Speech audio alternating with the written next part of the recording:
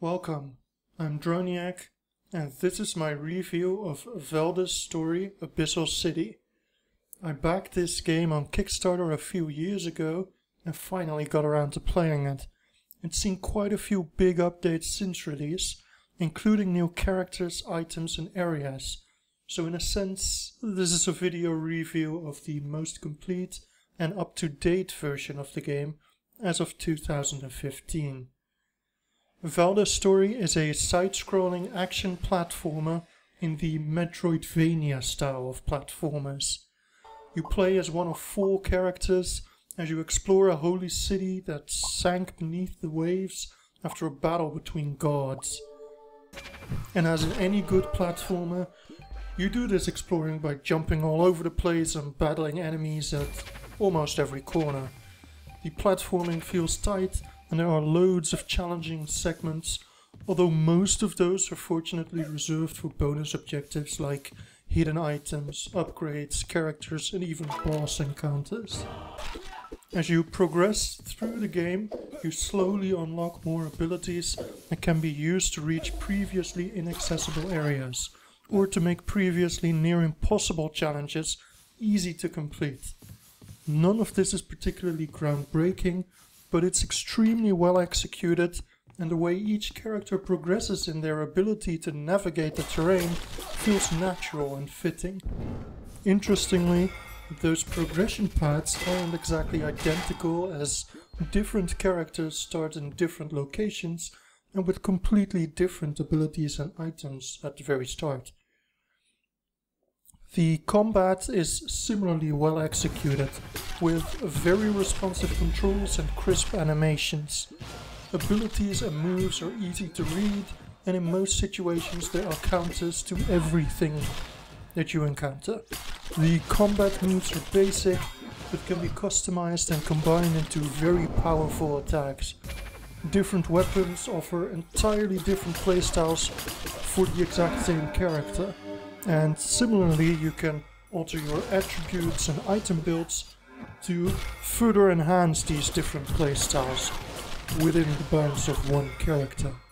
And then there are magic abilities that can be hot swapped and range from summoning allies to fireballs and teleports. And these can all be upgraded for greater effect. On top of all of that, each enemy has different resistances to different types of attacks and abilities, so there's a lot to take into account when fighting bosses and some of the more challenging minor creatures throughout the world. It all adds up to a combat system that's satisfying, varied, and remains interesting throughout the span of the game. The Holy City itself is as open-ended as the gameplay mechanics. You're left free to roam anywhere that you have the abilities to reach, and there are a lot of interesting challenges, even in early areas, that you can return to later on once you can access them. This does mean there's a lot of backtracking throughout this underwater city, but there are significant shortcuts like instant travel between cities that you unlock. A lot of this backtracking also opens up new boss encounters and side paths for new loot. There's a lot to see, and it's all beautifully designed and rendered with high quality artwork and animations. It looks good, even though the game is far from a technical masterpiece. It helps that a significant element of the story is to find your crew, so there's real motivation to see every inch of this Abyssal City. The story itself isn't anything special, although it neatly adapts to every character, including different cutscenes, openings and endings for each character. The real motivation to play here, though, comes from the mechanics and particularly the RPG-like character progression with statistics, gear, item upgrades, skills and magical abilities. Anyone who enjoys a good platformer or action game should find something to enjoy here. Despite its virtues, Valdis Story is very much designed for veterans of the genre. I'll freely admit that I rarely play platformers, let alone metroidvania-style platformers, so I had a difficult time adjusting to this game.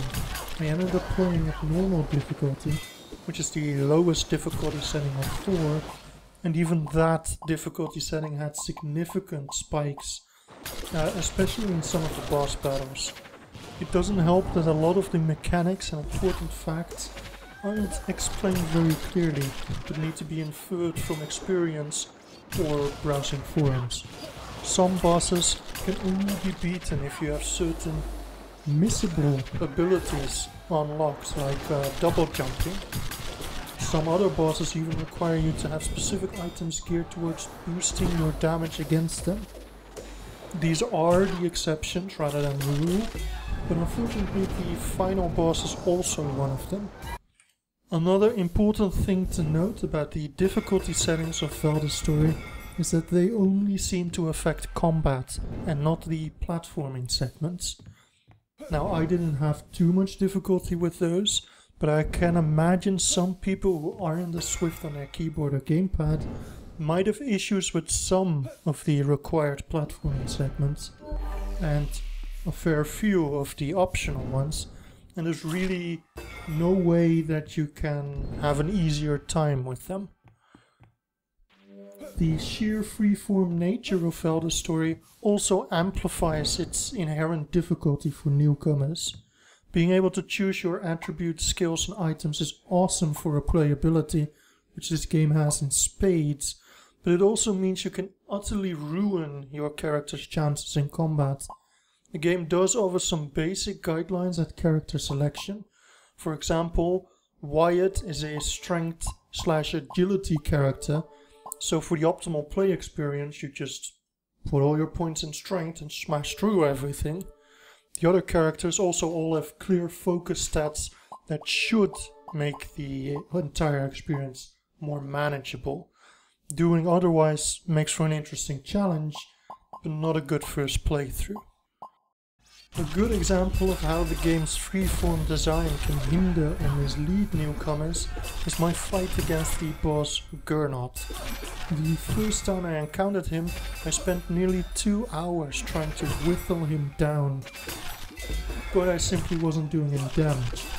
So then I decided to level up a bit, upgrade my items and complete a different part of the map before I returned to him, and then when I came back to Gernot, I waltzed over him in barely 2 minutes. I'd initially thought I simply wasn't playing or countering well enough, but it turns out that I simply wasn't geared well enough to take him on properly.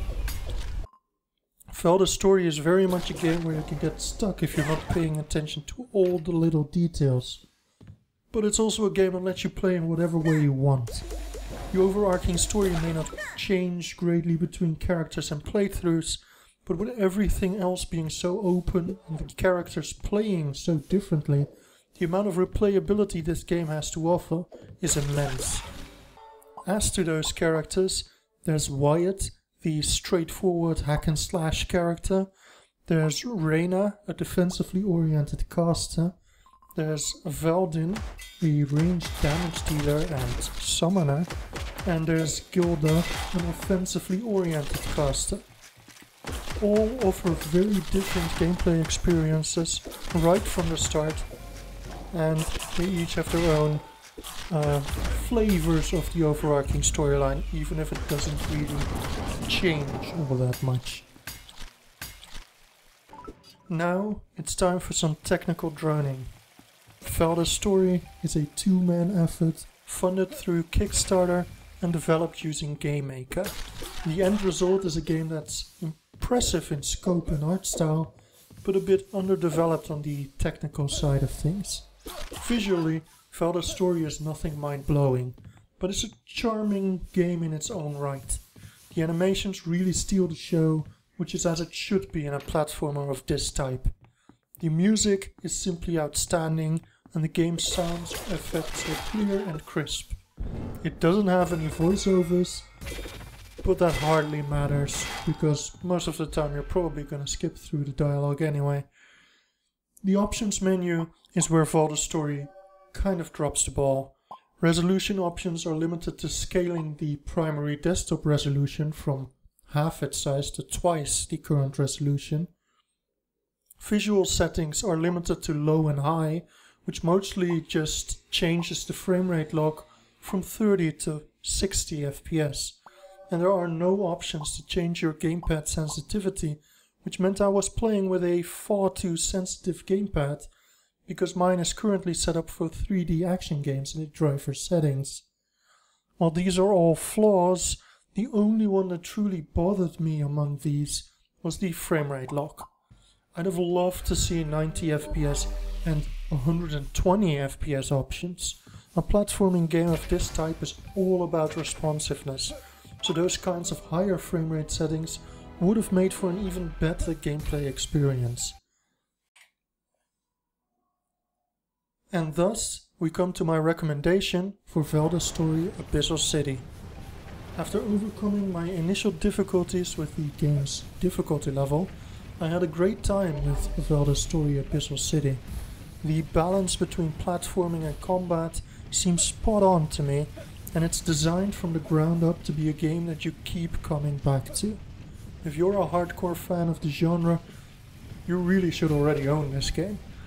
But if you're not a hardcore fan, but you think this might be interesting, then Valdis Story is at times punishingly difficult and absolutely worth a look if you think you can take that challenge.